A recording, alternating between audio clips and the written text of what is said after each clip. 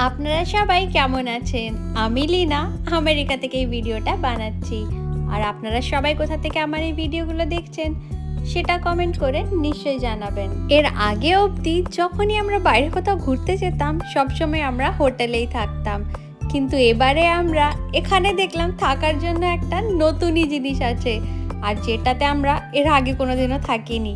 তো আপনারা প্রায় অনেকেই জানেন যে এখন বাড়িতে বন্ধুরা এসেছে আর আমরা সবাই মিলে একসাথে এখন ঘুরতে বেরিয়েছি। আর আমরা এখন পৌঁছেও গেছি গ্যাটলিনবার্গ, যে জায়গাটাই আমাদের আসার ছিল। যেহেতু এটা কোনো হোটেল নয়, তাই চারিদিকে আশেপাশে কোনো লোকজনই নেই।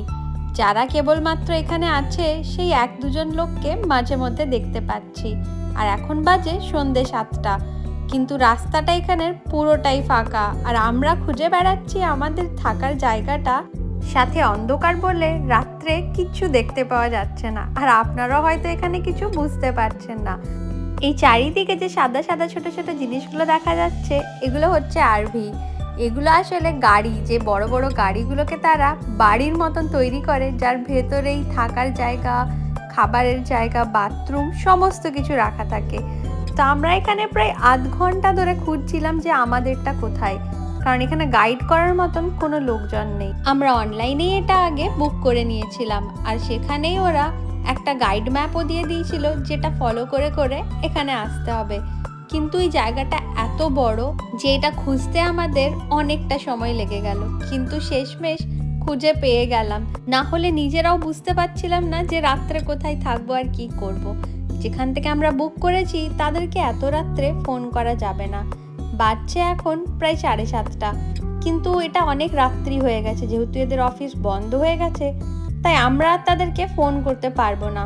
তাও একটা হেল্পলাইন ছিল, সেখানে বাধ্য হয়ে এখন আমাদের ফোন করতেই হলো, কারণ এখানে কোনো মতেই আমরা লকটা খুলতে পারছিলাম না।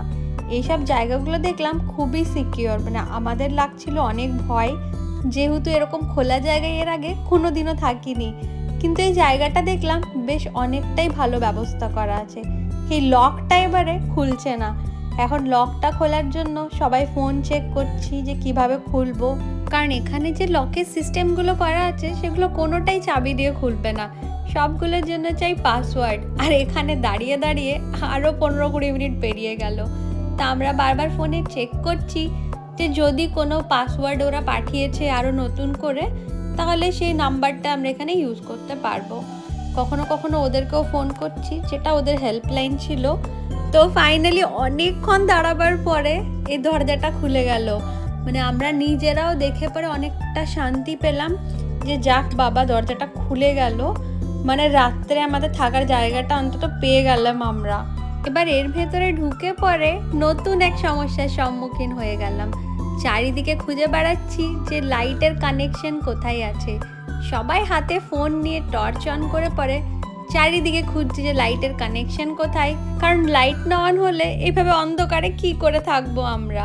তো যাই হোক, এখানে লাইট অন করতে প্লাস এই আরভিটা খুঁজে পেতেও আমাদের অনেকটা সময় চলে গেল, কিন্তু শেষমেশ সব কিছু ভালোই ভালোই হয়েও গেল আমাদের। তো এখন গাড়ি থেকে সমস্ত জিনিস আমরা এখানে নিয়ে চলে এসেছি, হাত মুখ ধুয়ে ফ্রেশ হয়ে গেলাম সবাই।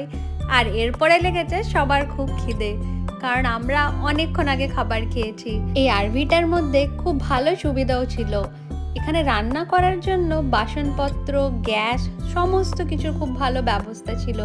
এমনকি প্লেট বাটি এসব ধোবার জন্য তারা ডিশওয়াশিং লিকুইডও দিয়ে রেখেছিল। কিন্তু আজ রাত্রের জন্য আমরা অল্প খাবার বাড়ি থেকে বানিয়ে নিয়ে এসেছিলাম, ঘুগনি আর এখানে যে ফ্রোজেন রুটি পাওয়া যায় সেই রুটিটা নিয়ে এসেছিলাম। আর এখন সব খাবারগুলো বের করে পরে একে একে গরম করে নিচ্ছি। প্রথমে ঘুগনিটা গরম করা হয়ে গেছে, এরপর রুটিগুলো ওই বাটার পেপার নিয়ে এসেছিলাম, তার মধ্যে একটা একটা করে রুটি দিয়ে পরে এখন সেগুলো বানিয়ে নিচ্ছি।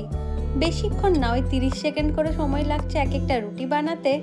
আর আমি এখানে কিছু প্লেট নিয়ে এসেছিলাম, বাড়িতে রাখা ছিল, তাই আর এখানে আরভিতে যে প্লেটগুলো আছে সেগুলো আর নিলাম না।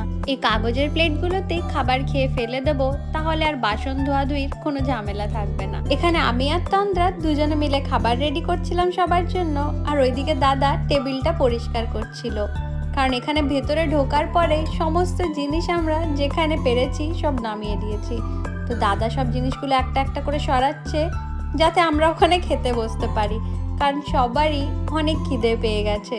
তো এখানে খাবার দাবার আমাদের প্রায় রেডি করা হয়েই গেছে, কিন্তু রুটিগুলো প্লেটে দেওয়ার পরে বুঝতে পারলাম যে আরও কয়েকটা রুটি লাগবে, তাই ঝটপট করে মাইক্রোওয়েভে আরও কয়েকটা রুটি রেখে দিলাম বানাবার জন্য। এই ফ্রোজেন রুটিগুলো খুবই সুবিধের হয় যদি বাইরে কোথাও যাবার থাকে, বা বাড়িতেও আমরা কখনো কখনো খাই, তো খুব একটা পার্থক্য হয় না ফ্রোজেন রুটিতে আর নর্মাল রুটিতে, খেতে বেশ ভালোই লাগে। আর এই সব কিছুর মাঝে তন্দ্রা আবার বানিয়েছিল বাড়িতে পাটিসাপটা, তো ওই কয়েকটা পাটিসাপটা বেঁচে গিয়েছিল, তো সেইগুলোও আমি এখানে নিয়ে এসেছিলাম যে সবাই মিলে খাবো বলে। তন্দ্রা যেদিন থেকে বাড়িতে এসেছে সত্যি অনেক মুখরোচক খাবার বানিয়েছিল। পিঠে বানিয়েছিল 2-3 রকমের, তার সাথে আবার পাটিসাপটাও বানিয়েছিল, কারণ এগুলো আমি প্রায় 3-4 বছর খাইনি। আজ এতদিন পরে এগুলো খাওয়ার মজাটাই একটা অন্যরকম অনুভূতি দিচ্ছে। তো এখন আমরা সবাই মিলে খেতে বসে গেছি, সাথে আমরা নিয়েছিলাম পাটিসাপটা, রুটি আর ঘুগনি। খাওয়া দাওয়া শেষ হয়ে গেলে এরপর আমরা বাইরে একটু ঘুরতে যাবো, তো সেই এবার রেডি হচ্ছি। তো চলুন আপনাদের সবার সাথে আবার দেখা হবে অনেক জলদি অন্য একটা ভিডিওতে।